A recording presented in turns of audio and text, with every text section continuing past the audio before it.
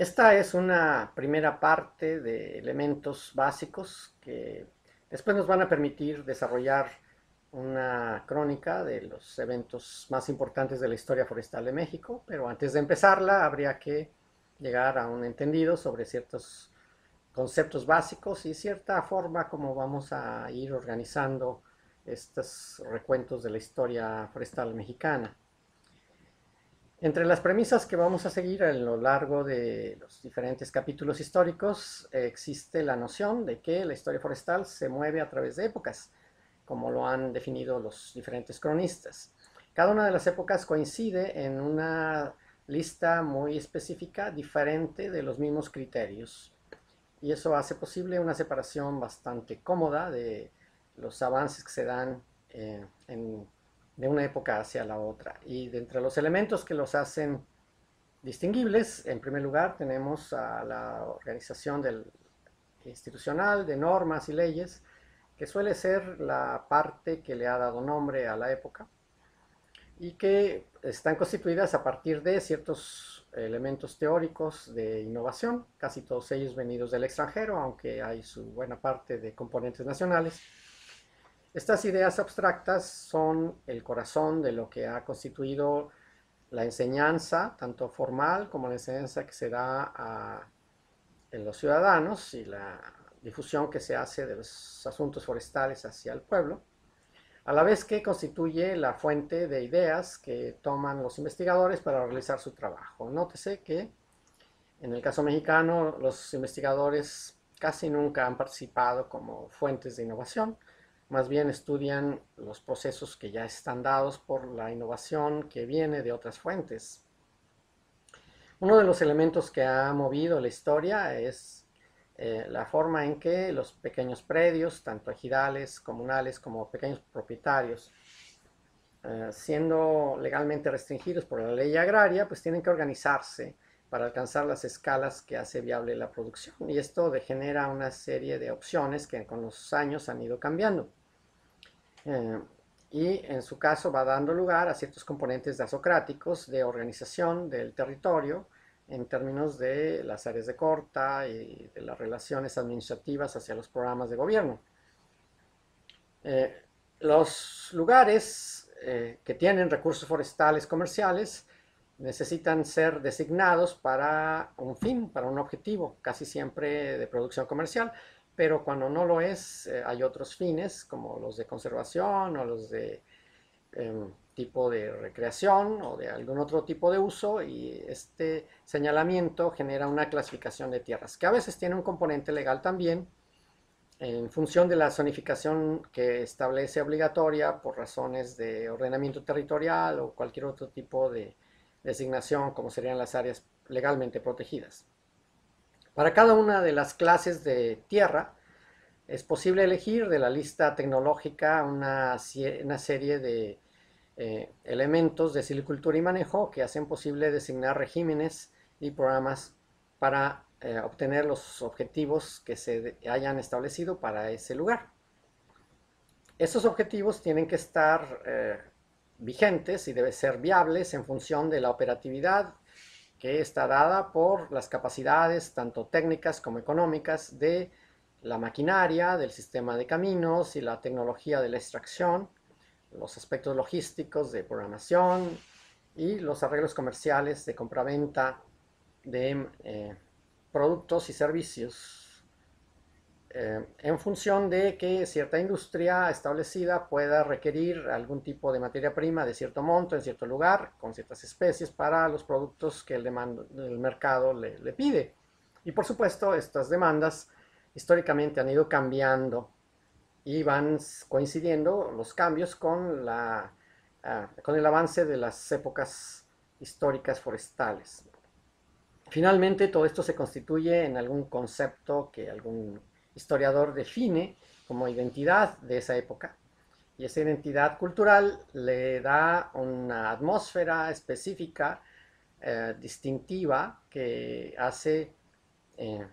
como elemento de cohesión para unir los diferentes conceptos de maquinaria, silvicultura, régimen institucional, programas de gobierno, extensionismo, etcétera, etcétera, todo eso los une y los hace coherentes y les da una función general que cumplir.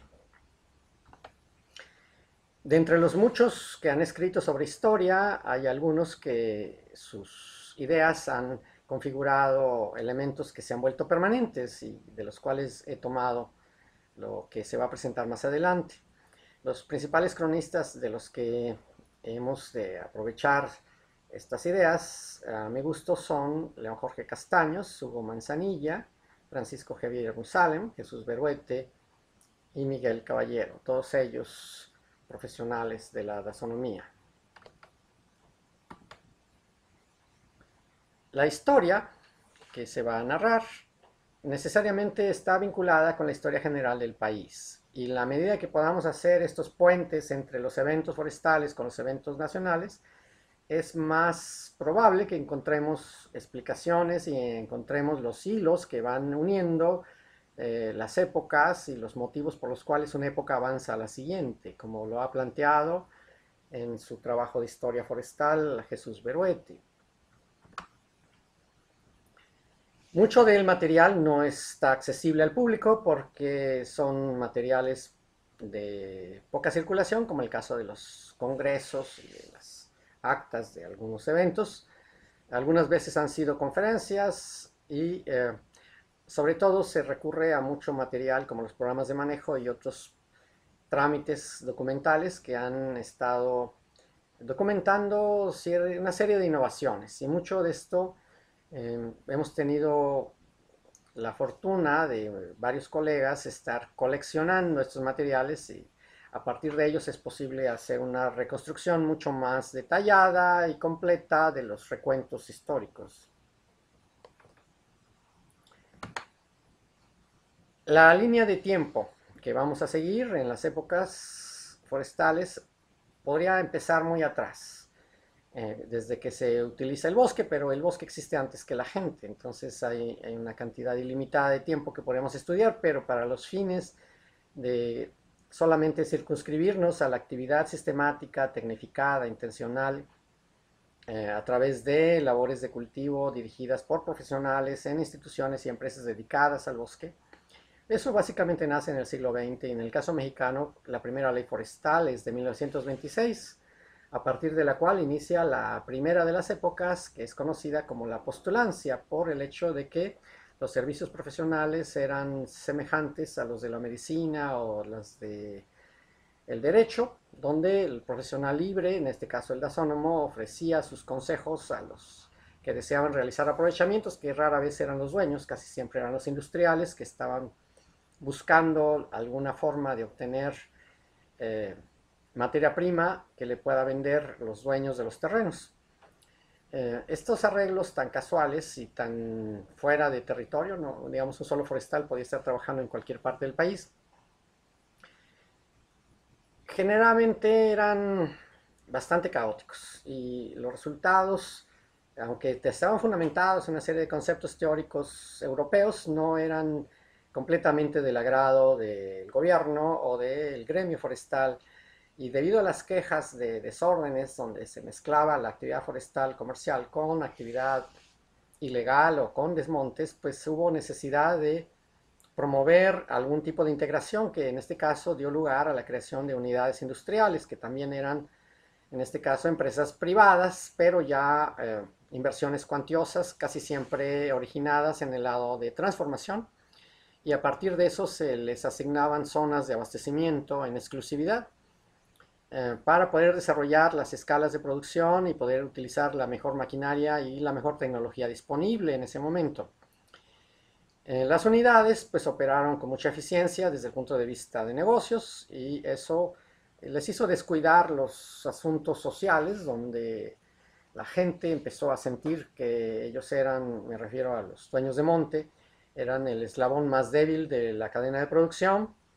y sentían que no estaban obteniendo los beneficios que merecían. Para poder darles mejor apoyo, el gobierno empezó a crear empresas paraestatales que realizaban las mismas tareas que los industriales, y eventualmente esto derivó hacia solamente el gobierno dar servicios técnicos, de donde vienen las unidades de administración forestal y algunas otras formas de organización, donde el gobierno se vuelve el asesor técnico de los propietarios de monte. Dadas las ineficiencias del gobierno y por las crisis mundiales de la época, allá por 1975 en adelante, se viene abajo el esquema y aparece lo que se conoce como la taxonomía social, o sea, el gobierno entrega la toma de decisiones y la responsabilidad legal directamente a los productores y solamente está regulando de forma indirecta a la prestación de servicios técnicos por parte de bufetes profesionales privados independientes. Y esa es básicamente la época actual. Sobre estas nociones podemos empezar ya nuestro relato histórico para cada una de las épocas. Gracias.